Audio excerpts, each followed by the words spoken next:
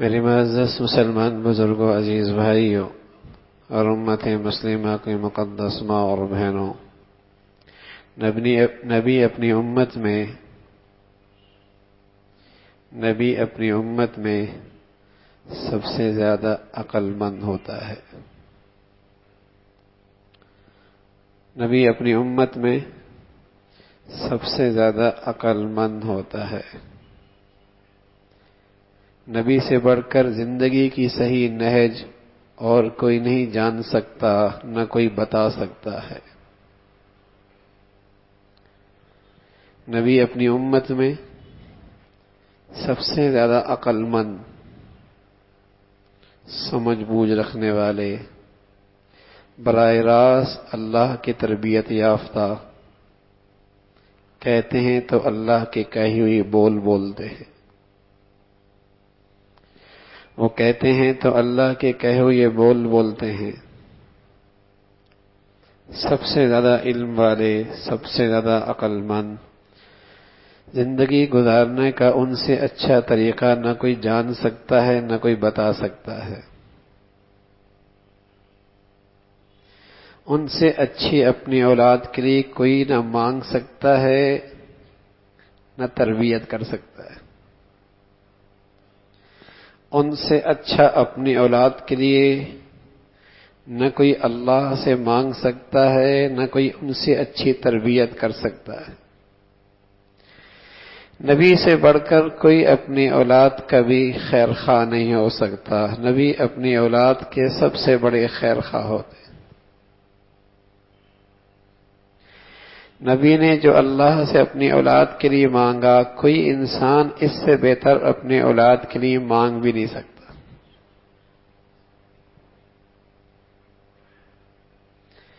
اور جو نبی اپنی اولاد کے لیے خیر خواہی چاہتا ہے، اس سے بہتر کوئی اپنی اولاد کی خیر خواہی چاہ بھی نہیں سکتا۔ نبی جو اپنی اولاد کی خیر خواہی چاہتا ہے، اس سے بہتر کوئی اپنی اولاد کی بھلائی اور خیر خواہی چاہ بھی نہیں سکتا۔ نہ کوئی ماں کر سکتی ہے، نہ کوئی باپ کر سکتا، نہ اس سے بہتر کوئی اپنی اولاد کے لیے مانگ سکتا ہے جو نبی اپنی اولاد کے لیے اللہ سے مانگتا ہے۔ تو حضرت ابراہیم علیہ الصلوۃ والسلام دعا کر رہے ہیں، بڑی پیاری دعا ہے، لیکن بس اوقات ہمیں ان دعاؤں کے مضمون پر توجہ نہیں ہوتی اور یہ اندازہ نہیں ہوتا کہ اس میں دعا میں مانگی ہوئی چیز انسانی زندگی کے لیے کتنی اہمیت رکھتی ہے۔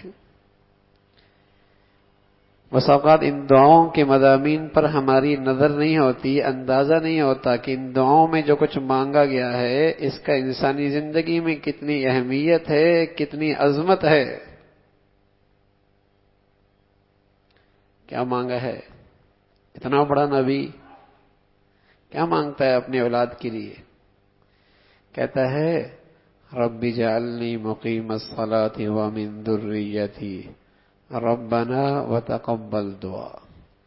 اے اللہ مجھے بھی، میری اولاد کو بھی نماز قائم کرنے والا بنا دے۔ اور پھر کہتا ہے ربنا وتقبل دعا، اے اللہ میری یہ فریاد قبول کر لے۔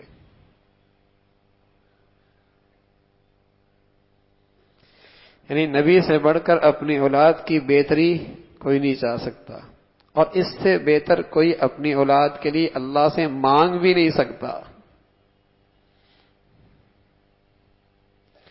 اور نبی سے بڑھ کر کوئی اپنی اولاد کی بہتر بھلائی چاہ بھی نہیں سکتا۔ نبی سب سے زیادہ دور اندیش، عقل مند، علم والے کیا مانگ رہے ہیں اپنے اللہ کے خزانے سے؟ رب اجعلنی مقیم الصلاۃ ومن ذریتی ربنا وتقبل دعا۔ اے اللہ مجھے بھی، میری اولاد کو بھی نماز کا اہتمام کرنے والا بنا دے۔ ربنا وتقبل دعا، اے اللہ میری یہ فریاد قبول کر لے۔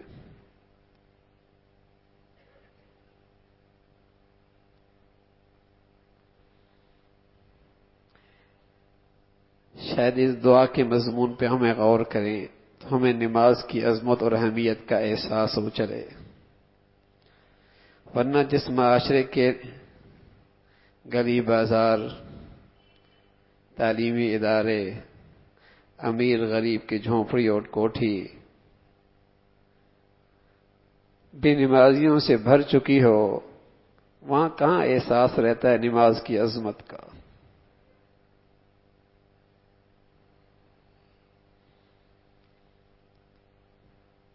وہاں تو عظمت کا احساس تھا۔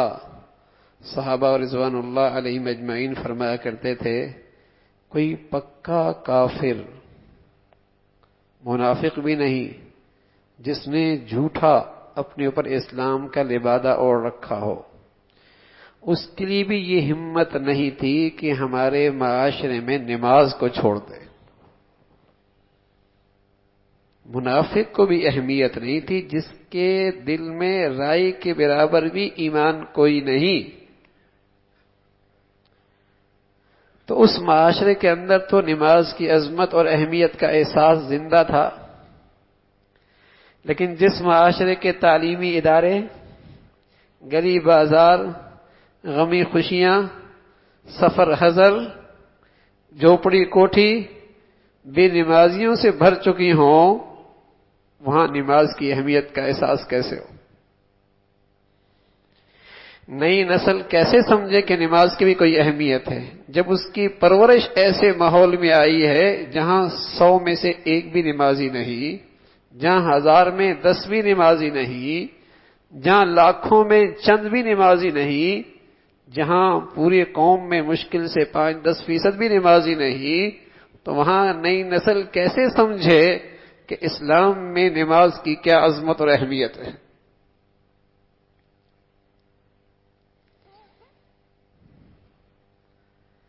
وہاں تو یہ احساس زندہ تھا کہ صحابہ رضوان اللہ علیہم اجمعین فرمایا کرتے تھے کہ ہمارے معاشرے میں جو شخص نماز چھوڑتا تو سب پہچان جاتے کہ یہ آدمی مسلمان نہیں ہے، اس لیے کہ غیر کافر ہی نماز چھوڑ سکتا ہے، مسلمان نماز نہیں چھوڑ سکتا۔ وہاں تو نماز کی عظمت اہمیت تھی، جہاں اللہ کے نبی صلی اللہ علیہ وسلم کا یہ ارشاد تھا، بین العبد و بین الکفر ترک الصلاۃ، بین العبد و بین الکفر ترک الصلاۃ، بندے اور کفر کے درمیان فرق کرنے والی ایک ہی چیز ہے، وہ ہے نماز کا چھوڑ دینا۔ جب اس نے نماز چھوڑا تو اس بندے اور کفر کے درمیان فاصلے ختم۔ جب اس نے نماز چھوڑ دی تو اس بندے اور کفر کے درمیان کے فاصلے ختم۔ کافرانہ عمل کیا اس نے۔ وہاں تو نماز کی عظمت اہمیت تھی، ہر بچہ، ہر بچی، ہر مرد، ہر عورت، ہر امیر، ہر غریب، ہر تاجر، ہر کاشتکار، ہر حاکم، ہر جج، ہر ملازم، ہر مزدور جانتا تھا نماز ہے ایمان کے بعد سب سے بڑا فریضہ ہے۔ اتنے آداب شرائط، اتنے احکامات پوری شریعت اسلامی میں کسی اور حکم کے نہیں ذکر کیے گئے جتنی نماز کی اہمیت، آداب شرائط، پاکی ناپاکی، مکروہات، ان کا تذکرہ کسی کا ذکر ہے اور کسی عبادت کا نہیں۔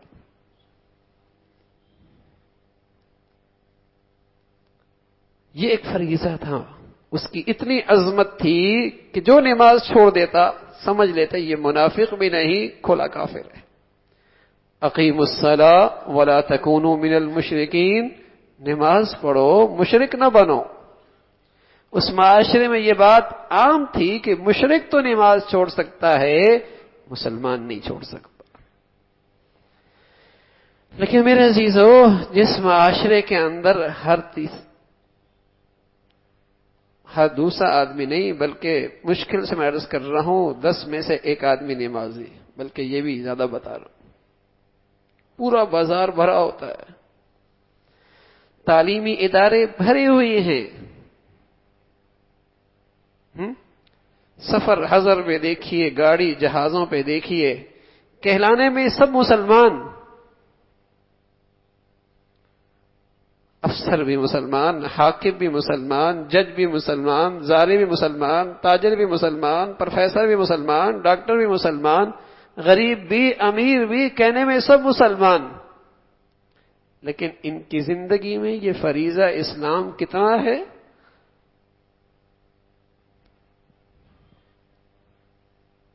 تو ایک نبی کی دعا ہے. میں عرض کر رہا ہوں ہمارے معاشرے کی ان گندگیوں کی وجہ سے ہمارے دل سے اس کی عظمت اہمیت نکل جائے تو نکل جائے، لیکن نبی کی دعا اور اللہ کا کلام تو اس کی عظمت اور اہمیت بتلا رہا. ہمارے ارد گرد کے ماحول کی وجہ سے ہم جس ماحول میں نشو و نما پا رہے ہیں، ہماری تعلیمی سلسلہ جس ماحول میں ہو رہا ہے، ہمارے یہاں جہاں زندگی کے رات دن گزر رہے ہیں، اس گندگیوں کی وجہ سے ہمارے دل سے اس کی عظمت اہمیت نکل جائے تو صحیح، لیکن نبی کی دعا، قرآن کے الفاظ تو بتا رہے کہ اس فریضے کی عظمت اور اہمیت کتنی ہے. نبی بہت کچھ اپنی اولاد کے لیے مانگ سکتے تھے، بہت کچھ مانگ سکتے تھے، لیکن نبی کی جو دعا قرآن میں مذکور ہے اور قیامت تک آنے والے انسان کو احساس دلا رہی ہے، اور وہ یہی ہے، رب اجعلنی مقیم الصلاۃ ومن ذریتی، اے اللہ مجھے اور میری اولاد کو نمازی بنا دے. ربنا وتقبل دعا، اے اللہ میری یہ دعا قبول کر لے. تو میرے عزیزو، کوئی باپ اپنے بیٹے کے لیے اس سے بہتر نہیں مانگ سکتا جو نبی نے اپنے اولاد کے لیے مانگی ہے. کوئی باپ اپنے اولاد کے لیے اس سے بہتر چیز نہیں مانگ سکتا جو نبی اپنے اولاد کے لیے مانگتا ہے. اور کوئی باپ اپنے بیٹے کا اتنا خیر خواہ نہیں ہو سکتا جتنا نبی اپنے اولاد کا خیر خواہ ہوتا. اور کوئی باپ اپنے بیٹے کا مستقبل نہیں بہتر کر سکتا جتنے ایک نبی کو اپنی اولاد کے مستقبل کی فکر ہوتی ہے. ایک نبی دعا کر رہا، رب اجعلنی مقیم الصلاۃ ومن ذریتی ربنا وتقبل دعا. ربنا انی اسکنت من ذریتی بواد غیر ذی زرع عند بیتک المحرم ربنا لیقیموا الصلاۃ فاجعل افئدۃ من الناس تہوی الیہم. یہاں بھی اسی نبی کی دعا ہے، لیکن یہاں ایک چیز کے ساتھ دوسری چیز بھی مانگی، ایک چیز کے ساتھ دوسری چیز بھی مانگی. اے اللہ اس وادی غی زرع میں میں نے اپنے بچوں کو یہاں چھوڑ دیا ہے تاکہ یہ تیرے لیے نماز پڑھنے والے بن جائیں. پہلے تو ہاتھ نماز پڑھنے والے بن جائیں. پھر دوسری چیز مانگی، اے اللہ زندگی کے لیے ضرورت ہے کھانا اور پینا، یہ زندگی کی ضرورت ہے. ایک باپ اپنے اولاد کی اس کی بھی فکر کرتا ہے اور کرنی بھی چاہیے ہے. کھانا اور پینا، زندگی کی ضروریات، ایک باپ اپنے بیٹے کی اس کی بھی فکر کرتا ہے، اپنے گھر والوں کے لیے اس کی بھی فکر کرتا ہے، کرنی بھی چاہیے ہے. نبی بھی کر رہا ہے، لیکن اس کے بعد فرمایا افئدۃ من الناس تہوی الیہم وارزقہم من الثمرات. نماز کے لیے پہلے اللہ سے مانگا، معاش کو دوسرے درجے پہ رکھا، معاش کو دوسرے درجے پہ رکھا. تو میرے عزیزو، یہ ایک اسلام کا فریضہ ہے نماز.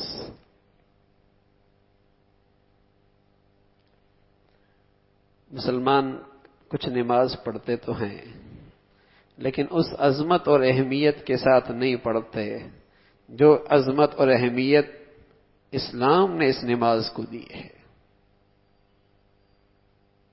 وہ عظمت اور اہمیت نہیں. گھر میں ہے، وقت مل گیا پڑھ لیا، سفر میں ہو گیا چلی گئی، 4 پڑھ لی، فجر گئی، خود پڑھ رہا ہے، اہلیہ کی فکر نہیں، اولاد کی فکر نہیں، اپنے ماتحت کی فکر نہیں، اپنے ملازم کی فکر نہیں،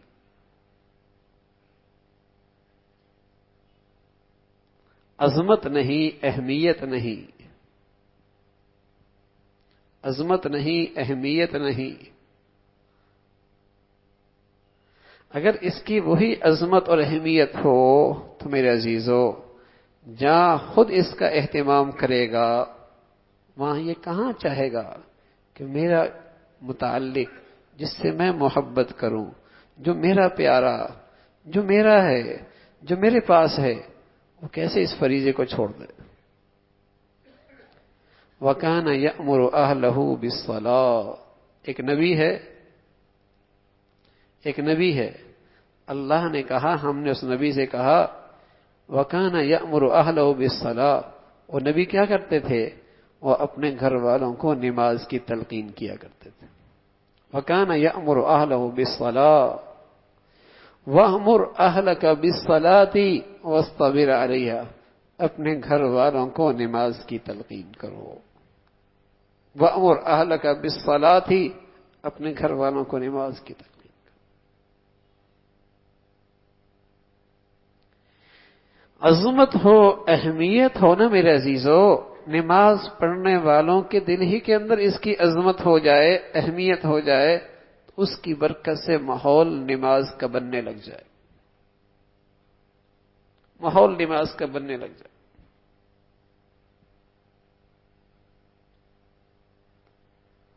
رمضان میں روزہ رکھتے ہیں،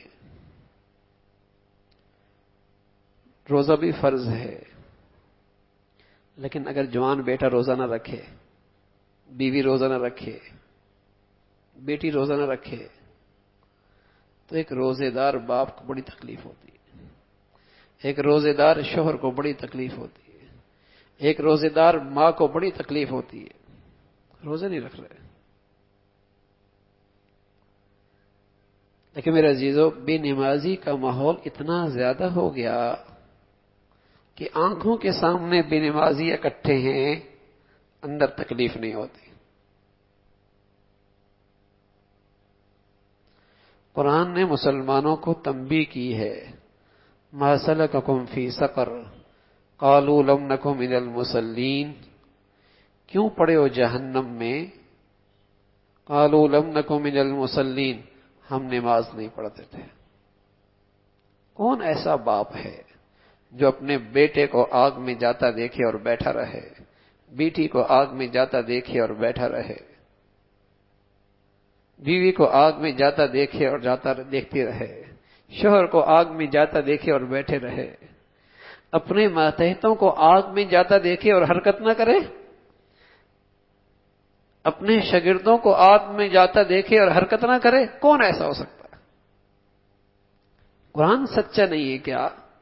قرآن پہ ایمان نہیں ہے کیا؟ جہنم کی آگ پہ یقین نہیں ہے؟ دنیا کی آگ تو ہلکی ہے، پانی ڈالنے سے بھی، مٹی ڈالنے سے بھی بجھ جائے گی، لیکن ما سلککم فی سقر، یہ جو بے نمازی یا جہنم میں جا رہا ہے، یہ نار اللہ الموقدہ، یہ اللہ کی سلگائی آگ ہے، یہ کسی دنیا کی چیز سے نہیں بجھا کرتی۔ ما سلککم فی سقر قالوا لم نک من المصلین، کیوں پڑے ہو جہنم میں؟ کہا ہم نماز نہیں پڑھتے تھے۔ تبھی تو ایک باپ اپنی اولاد کے لیے دعا کر رہا ہے اللہ سے، رب اجعلنی مقیم الصلاۃ ومن ذریتی، اے اللہ میری اولاد کو نمازی بنا دے، اے اللہ میری اولاد کو نمازی بنا دے۔ کیا مطلب؟ اے اللہ میری اولاد کو جہنم کی آگ سے بچا دے۔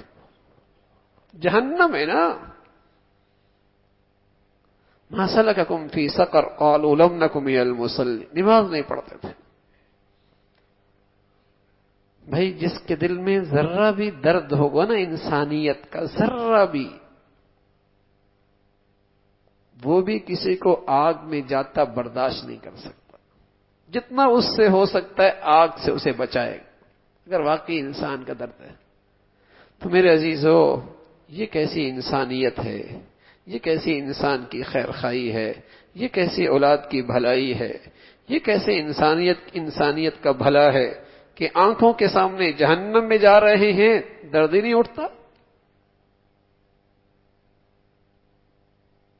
یہ کیسی انسانیت کی خیر خواہی ہے، یہ کیسی انسانیت کی بھلائی ہے، یہ کیسے انسانی حقوق کا تحفظ ہے کہ آنکھوں کے سامنے جہنم کی آگ میں جا رہے؟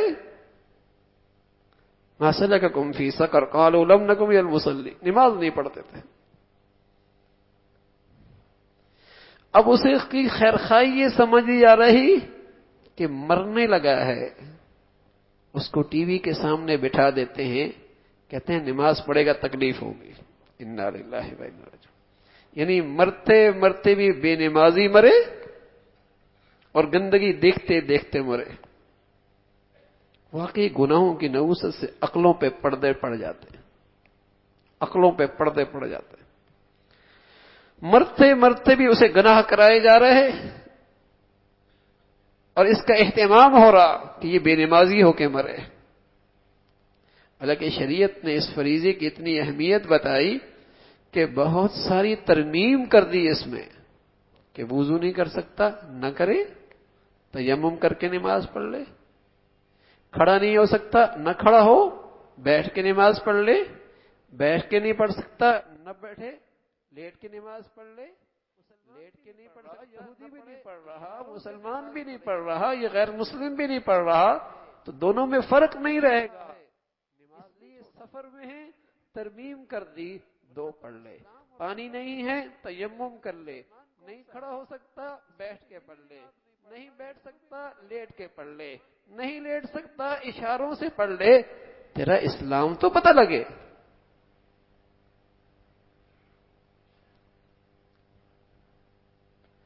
مسلمان ہے اور یہ کیسے پتہ چلے گا کہ یہ مسلمان ہے، نماز نہیں ہے تو؟ لیکن میرے عزیزو، میں عرض کر رہا ہوں چونکہ اس گناہ کا فروغ زیادہ ہو گیا، یہ گناہ عام بہت ہو گیا، اب اس کی عظمت اہمیت بھی نکل گئی۔ اچھا خاصا نمازی شادی کے موقع پہ یہ بھی بے نمازی، سفر میں یہ بھی بے نمازی، مہمانوں کی موجودگی میں یہ بھی بے نمازی، رات دیر ہو گئی خوشی کے موقع پہ صبح اس کی نماز بھی گئی، کیسا مسلمان؟ حضور علیہ الصلوۃ والسلام فرمایا کرتے تھے ایک منافق ایسا ہے جس میں رائی کے برابر بھی ایمان نہ ہو، اس پر تو فجر کی نماز بھاری ہوتی ہے، اس پر تو فجر کی نماز بھاری ہوتی ہے، ورنہ ایمان والا اس کی اصل پہچان ہی فجر کی نماز ہے۔ منافق پہ بھاری ہے، ایمان والے پہ نہیں۔ ما سلککم فی سقر قالوا لم نک من المصلین، نماز نہیں پڑھتے تھے اس لیے جہنم میں پڑے۔ تو کون باپ، کون بیٹا، کون شوہر، کون بیوی، کون اپنے بھائی کو یوں جہنم میں جاتے دیکھ سکتا؟ لیکن میں عرض کر رہا ہوں جس ماحول میں ہماری زندگیاں گزر رہی ہیں، ارد گرد ہم دیکھ رہے ہیں کہ بے نمازی اکٹھے ہیں، تو ہماری آنے والی نسل میں نماز کی اہمیت عظمت ہی ختم ہو گئی۔ کوئی بات نہیں، وہ دیکھ رہا ہے یہاں تو مسلمان صرف جمعے کو پڑھتے ہیں، یہاں تو مسلمان صرف عید کو پڑھتے ہیں، تو جب اس کی پرورش اس ماحول میں ہوتی ہے تو وہ یہ سمجھتا ہے کہ اسلام میں اہمیت جمعے ہی کی ہے، عید ہی کی ہے، اور کچھ زیادہ نمازی کا ماحول ہو تو وہ سمجھتا ہے 4 ہی نمازیں اسلام میں ہیں، فجر تو 9 بجے پڑھ لے، 8 بجے پڑھ لے۔ جب اس ماحول میں اس کی پرورش ہوتی ہے تو پھر اس کے دل میں نماز کی عظمت اہمیت رہتی نہیں۔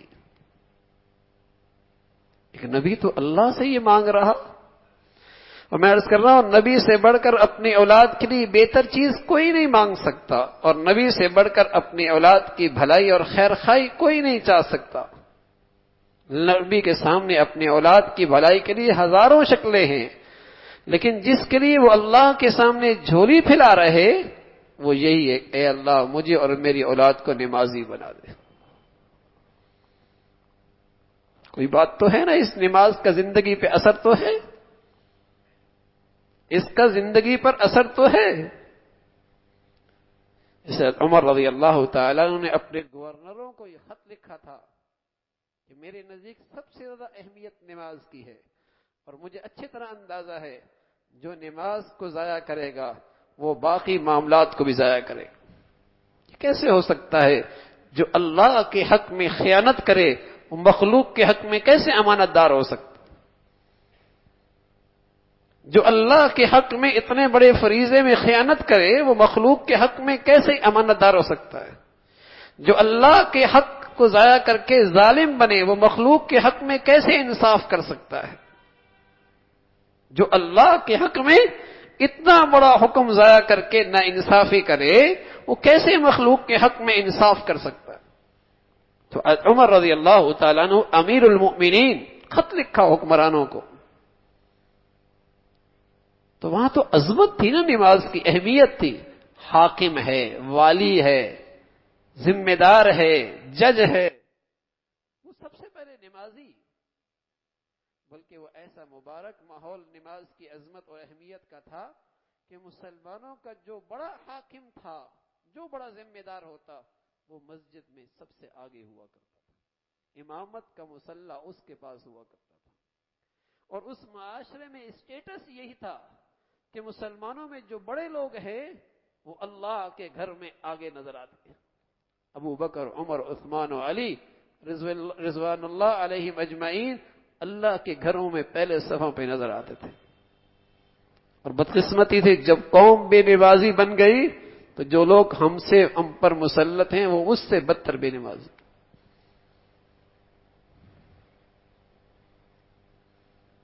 اس سے زیادہ گندگیوں میں مبتلا۔ تو جیسے ہم ویسے ہمارے اوپر، اعمالکم عمالکم، اعمالکم عمالکم، تمہارے اعمال تمہارے حکمران، تمہارے اعمال تمہارے حکمران۔ حسن بصری رحمۃ اللہ علیہ رات کی تاریکی میں سحری کے وقت، تہجد کے وقت بغداد کی جامع مسجد میں تہجد کے لیے نکلے تو راستے میں ایک ڈاکو بیٹھا اپنے ارد گرد ساتھیوں کے ساتھ، اور اس نے اپنا پاؤں یوں پکڑ کے بیٹھا ہوا، جھولی میں ڈال کر بیٹھا ہوا۔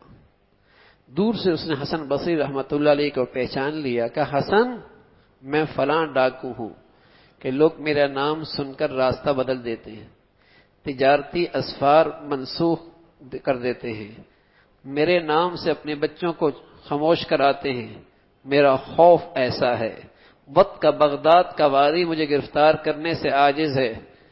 لیکن حسن، میں یہاں چل رہا تھا، یہاں ایک چنگاری پڑی تھی جس نے میرے پاؤں میں جلن کم پیدا کی اور میرے دل پہ جلن زیادہ پیدا کی۔ میں یہ سوچنے پہ مجبور ہوا کہ دنیا کی چنگاری برداشت نہیں کر سکتا، جہنم کی آگ کیسے برداشت کرے گا؟ جہنم کی آگ کیسے برداشت کرے؟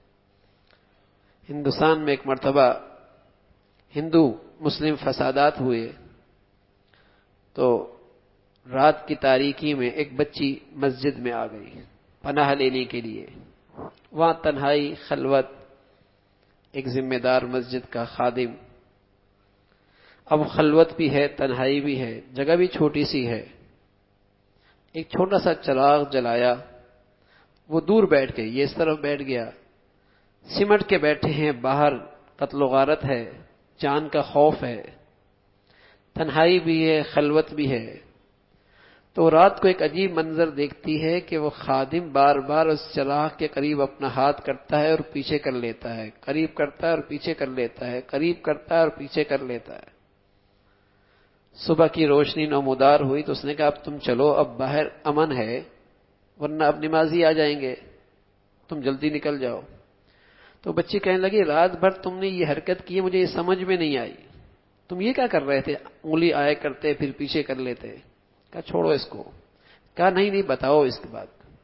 کہا سچ یہ ہے کہ رات بھر شیطان مجھ پہ حملہ کرتا رہا کہ گناہ کر لے، گندگی کر لے، تنہائی ہے، خلوت ہے، لیکن میں اپنے نفس کو سمجھاتا رہا کہ دیکھ دنیا کی یہ آگ برداشت نہیں، جہنم کی آگ کیسے برداشت کرے گا۔ بار بار میں اپنے نفس کو سمجھاتا رہا کہ دنیا کی آگ برداشت نہیں کر سکتا، جہنم کی آگ کیسے برداشت کرے گا۔ تو وہ والی، وہ چور ڈاکو حسن بصری کے ہاتھ پر وہ بھی توبہ کرتا ہے، اور حسن بصری کے ساتھ جا کہنے لگا مجھے اپنے ساتھ بغداد کی جامع مسجد میں لے جاؤ، اور وقت کا والی وہاں امامت کرایا کرتے تھے، تو میں سب کے سامنے اپنے گناہوں کا اقرار اور اعتراف کروں گا، اور جس کا جو حق ہوگا اور جو سزا ہوگی اس کے لیے میں تیار ہو جاؤں گا۔ تو میرے عزیزو، وہاں مسلمانوں کے والی اور ذمہ دار ایسے ہوا کرتے تھے جہاں ڈاکو اور چور بھی ایک چنگاری پر زندگیاں بدل جایا کرتے تھے۔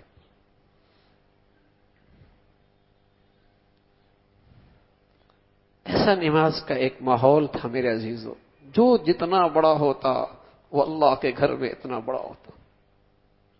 لیکن اب تو ہمارے دفتروں میں، بازاروں میں، سب سے بدقسمتی تعلیمی اداروں میں جہاں نئی نسل کی تربیت ہونی ہے، جہاں نئی نسل کی پرورش ہو رہی ہے، جہاں نئی نسل قوم کے معمار تیار ہو رہے ہیں، ہزاروں بچے ہیں، نماز کا کوئی رواج نہیں، بلکہ کوئی نوجوان، کوئی بچہ ہمت بھی کرے تو اس کا مذاق اڑایا جاتا ہے، اس کی حوصلہ شکنی کی جاتی ہے۔ انا للہ و انا الیہ۔ تو میرے عزیزو، نماز کی عظمت، اہمیت اسلام کے ایمان کے بعد سب سے بڑا حکم ہے نماز کے اہتمام کا۔ من ترک الصلاة متعمدا فقد کفر، رسول اللہ صلی اللہ علیہ وسلم نے بتلایا جو جان بوجھ کے نماز چھوڑ دے ایسا ہے جیسے اس نے اسلام کی سرحدوں کو چھوڑ دیا، اس نے اسلام کی سرحدوں کو چھوڑ دیا۔ اس لیے اللہ کے نبی صلی اللہ علیہ وسلم کی ان ارشادات کی روشنیوں میں امام احمد بن حنبل رحمۃ اللہ علیہ تو یہاں تک فرماتے جو نماز نہ پڑھتے پڑھتے مر گیا اس کا جنازہ بھی کوئی نہیں، مسلمانوں کے قبرستان میں اس کی تدفین بھی کوئی نہیں۔ اور باقی حضرات محدثین نے اللہ کے نبی کی دیگر احادیث کی روشنی میں یہ فرمایا کہ اتنا تو ہے اگر اس نے دل سے نماز کا انکار نہیں کیا، دل سے نماز کا انکار نہیں کیا، عملاً نماز نہیں پڑھی، تو اس کا یہ عمل کافرانہ ہے، کافروں والا اس نے عمل کیا ہے۔ تو میرے عزیزو، اسلام میں نماز کی عظمت ہے، اہمیت ہے، عظمت ہے، اہمیت ہے۔ تصور نہیں تھا کہ مسلمان ہو اور نماز نہ چھوڑے۔ اللہ کے نبی صلی اللہ علیہ وسلم نے یہ تعلیم کیوں دی کہ بچہ 9 سال کا ہو اور پھر 10 سال کا ہو تو اسے نماز کا عادی بنا دو، اور نہ پڑھنے پر اسے سزا بھی دو۔ کیوں بتلایا؟ اس لیے بتایا میرے عزیزو، کہیں ایسا نہ ہو اللہ نہ کرے اور 1000 بار نہ کرے اور 1000 بار اللہ ایسا نہ کرے، کہیں نماز اس کی بلوغت کے بعد عادت نہ ہونے کی وجہ سے چھوٹ نہ جائے، بچپن ہی میں اس کے دل میں نماز کی ایسی اہمیت، عظمت بیٹھ جائے کہ اس کے خیال بھی رہے کہ مسلمان بھی نماز چھوڑ سکتا ہے۔ نماز کی عظمت ہے، اسلام کا ایک فریضہ ہے، محکم فریضہ، ایمان کے بعد سب سے بڑا حکم۔ کفر اور اسلام میں فرق کرنے والی چیز نماز۔ حضور علیہ الصلوۃ والسلام فرمانے لگے جو نماز نہیں پڑھتا کان یوم القیامت مع قارون و فرعون و حامان و ابی بن خلف، فرمایا جو نماز نہیں پڑھتا کل قیامت میں اس کا حشر قارون کے ساتھ، فرعون کے ساتھ، حامان کے ساتھ، اور مشرکین میں اللہ کے نبی کا سب سے بڑا دشمن ابی بن خلف کے ساتھ ہو۔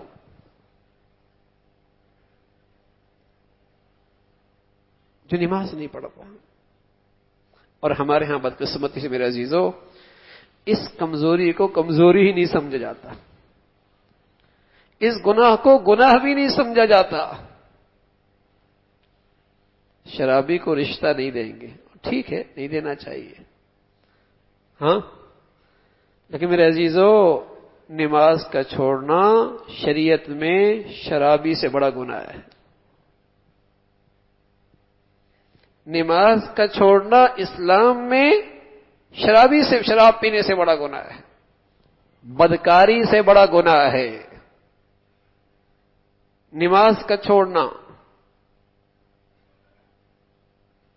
لیکن یہ گناہ چونکہ رواج پا گیا،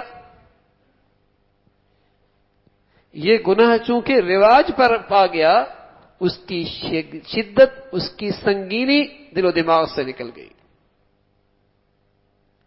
اس کی برائی کی سنگینی دل و دماغ سے نکل چکا ہے۔ ہر دوسرا آدمی بھی نمازی، اور جہاں نماز ہے بھی میرے عزیزو اہتمام نہیں، طبیعت ہے تو پڑھ لی، اور جتنی طبیعت ہے اتنی پڑھ لی، ورنہ کتنے گھر ہیں جن کے ہاں فجر کا رواج ختم ہوتا چلا جا رہا، مسلمانوں کا گھر اور فجر کی نماز کوئی نہیں۔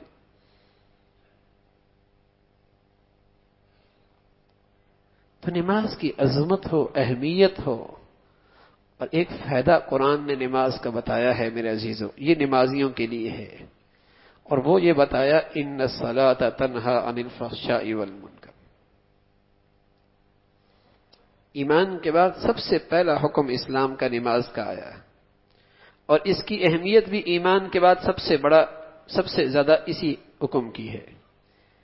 سب سے پہلا حکم نماز کا اس لیے آیا کہ نماز کی بدولت پورے دین پہ چلنے کی استعداد آتی ہے، صلاحیت پیدا ہوتی ہے۔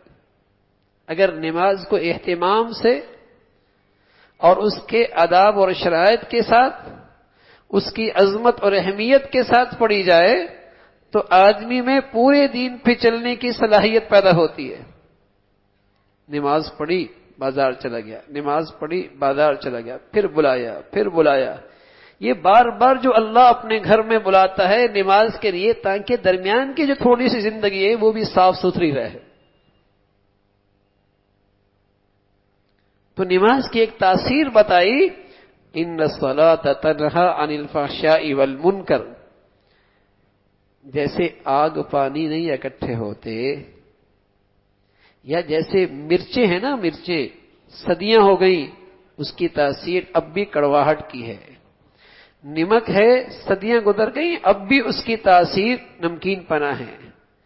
چھری اب بھی کاٹتی ہے، پانی اب بھی پیاس بجھاتا ہے، ان سب برف ہاتھ میں رکھیں اب بھی ہاتھ ٹھنڈا ہوتا ہے، آگ کا انگارہ ہاتھ پہ رکھیں آپ کو تپش ہوتی ہے۔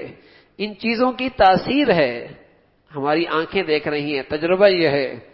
اللہ کہہ رہا ہے نماز میں بھی تاثیر ہے، اور وہ تاثیر یہ ہے ان الصلاۃ تنہی عن الفحشاء والمنکر، کہ نماز کی بدولت آدمی کی زندگی گناہوں کی گندگیوں سے صاف ستھری ہو جاتی۔ یہ نماز میں تاثیر ہے۔ ہاں، میری نماز میں اگر یہ طاقت نہیں ہے تو یہ سمجھنا چاہیے کہ اس کے پڑھنے میں کوتاہی ہے۔ جیسے مرچوں میں ملاوٹ ہو جائے تو وہ کڑواہٹ نہیں رہتی، اور نمک میں ملاوٹ ہو جائے تو وہ نمکین پنا نہیں رہتا۔ اگر برف کو گرم پانی میں پھینک دیں تو وہ تاثیر باقی نہیں رہتی، آگ کے انگارے پر پانی ڈال دیا جائے تو وہ تاثیر باقی نہیں رہتی، اور نماز کے اندر سب کا دھیان ہو، اللہ کا دھیان نہ ہو تو نماز کی وہ تاثیر نہیں رہتی۔ سب کے خیالات ہیں، اگر نہیں ہے تو ایک اللہ کے نہیں ہے، پھر اس کی تاثیر نہیں ہوگی۔ ورنہ نماز اہتمام سے ہو، آداب کی رعایت رکھی جائے، توجہ اور عظمت کے ساتھ پڑھی جائے تو اس کی یہ تاثیر ہے، وہ زندگی سے گناہوں کو نکال دیتی ہے۔ قرآن نے یہ تاثیر بتائی ہے، ان الصلاۃ تنہی عن الفحشاء والمنکر۔ اور میرے عزیزو، ایک بڑی بات یہ بھی ہے کہ ہم نے آج تک کبھی نماز اس نیت سے پڑھی بھی نہیں کہ نماز کی بدولت اللہ کرے ہمارے گناہ چھوٹ جائیں۔ کبھی ہم نے نماز اس نیت سے پڑھی نہیں کہ اس نماز کے بدولت ہمارے گناہ چھوٹ جائیں، بلکہ ہم ادھر نماز پڑھی اور ادھر جا کر ٹی وی کی اسکرین کے سامنے بیٹھ گئے، اس میں بےہودہ تصویریں، گندی تصویریں، بے حیائی کی تصویریں۔ اس نے نماز پڑھی کہاں ہے گناہ چھڑانے کے لیے؟ اس نے تو ایک پوری کر لی، عمل پورا کر لیا۔ کوئی نماز کو عظمت کے ساتھ پڑھے اور اہمیت سے پڑھے اور اس نیت سے پڑھے کہ اس نماز کی برکت سے اللہ کرے میری زندگی سے سارے گناہ نکل جائیں، پھر دیکھیے نماز کیا تاثیر دکھاتی۔ ہم نے تو نیت ہی نہیں کی نا کہ نماز کے ذریعے میری زندگی سے گناہ نکل جائیں۔ یہ کیسے ہو سکتا ہے تاجر نماز پڑھے اور جا کر پھر جھوٹ بولے، نماز پڑھے اور جا کے خیانت کرے، نماز پڑھے اور عہد شکنی کرے؟ اس نے ایک عمل پورا کیا ہے، نماز کو اس عظمت اہمیت سے نہیں پڑھی کہ نماز کی بدولت اللہ کرے اس کی زندگی سے گناہ نکل جائیں۔ ہاں میرے عزیزو، اگر کوئی شخص نماز کو اس عظمت اور اہمیت سے پڑھے اور اس نیت سے پڑھے کہ نماز کے بدولت میری زندگی گناہوں سے پاک ہو جائے، تو انشاءاللہ ایسا مبارک دن اس کی زندگی میں آئے گا کہ اس کی زندگی گناہوں سے پاک ہو جائے۔ ہم اس کی نیت کریں کہ جب بھی نماز پڑھیں، جو زندگی میں کوتاہیاں اور کمزوریاں ہیں انہیں سامنے رکھیں کہ اللہ نماز کی بدولت ان کمزوریوں سے مجھے دور فرما دے، اور نماز نہ چھوڑے۔ ایک شخص کے بارے میں حضور علیہ الصلوۃ والسلام سے عرض کیا، یا رسول اللہ وہ چوری کرتا ہے، نماز بھی کرتا ہے، فرمایا اس کی نماز ان قریب اس کو چوری کرنے سے روک دے گی۔ نماز میں طاقت ہے، نماز میں ایک طاقت ہے۔ ہاں اگر یہ نیت ہی نہ ہو اور اس نیت سے نماز پڑھی ہی نہیں تو بھائی نماز بھی پڑھ رہا ہے، نمازیوں کی جوتی بھی چوری کر کے چلا گیا، نماز بھی پڑھ رہا ہے، نمازیوں کی جوتیاں بھی لے گیا۔